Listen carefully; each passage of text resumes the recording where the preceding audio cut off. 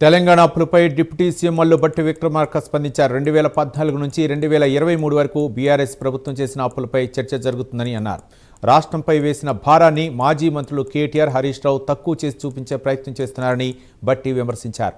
అబద్ధాలు పోగేసుకొని మాట్లాడుతున్నారని, వాస్తవాలను ప్రజల్లోకి తీసుకురావాలని ఈ మీడియా సమావేశం ఏర్పాటు చేశామన్నారు.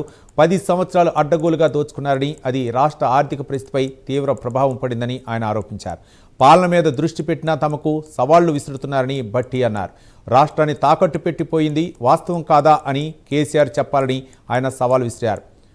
ఎఫ్ఆర్బిఎం నుంచి, కార్పొరేషన్ నుంచి, విద్యుత్ రంగం నుంచి 8,28,600 కోట్ల రూపాయలు అప్పు చేసింది వాస్తవం కాదా అని భట్టి విమర్శించారు.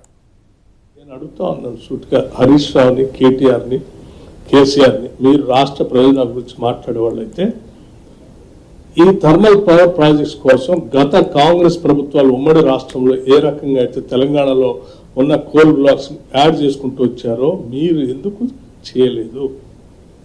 ఉన్న వాటి కోసం యాడ్ చేయలేదు. పోనీ ఆ భారతీయ జనతా పార్టీ సంబంధించిన కేంద్ర ప్రభుత్వం ఆక్షన్ చేస్తా అంటే ఆ ఆక్షన్లోనైనా పార్టిసిపేట్ చేసి తీసుకొచ్చి యాడ్ చేస్తారంటే అవి చేయలేదు. మరి మీరు ఆక్షన్లో పార్టిసిపేట్ చేసి బ్లాక్ని యాడ్ చేయరు, కొత్త ఓపెన్ చేయరు. అంటే మీ ఉద్దేశం ఏంటి? థర్మల్ పవర్ ప్రాజెక్ట్స్కి కోల్ అందుబాటులో రావద్దు, కోల్ షార్టేజ్ రావాలా, క్రైసిస్ రావాలా, ఈ థర్మల్ పవర్ ప్రాజెక్ట్స్కి ఇబ్బంది పడదు. ఎందుకు పడాలా? జనరల్గా ఇక్కడ ఉన్నటువంటి ఆక్షన్ చేసిన కోల్ బ్లాక్స్ని మీరు పార్టిసిపేట్ చేసుకుంటే సింగరేణికి వచ్చాయి. సింగరేణికి వస్తే సింగరేణి కట్టే రాయల్టీ కూడా రాష్ట్రానికి వచ్చేది, కేంద్రానికి పోయేది కాదు కదా, తెలంగాణ రాష్ట్రానికి వచ్చేది. మరి ఆ రాయల్టీ రానికుండా చేస్తే, సింగరేణి కోల్ బ్లాక్ లేకుండా చేస్తే ఎవరికి దక్కేటట్టు చేసినావు?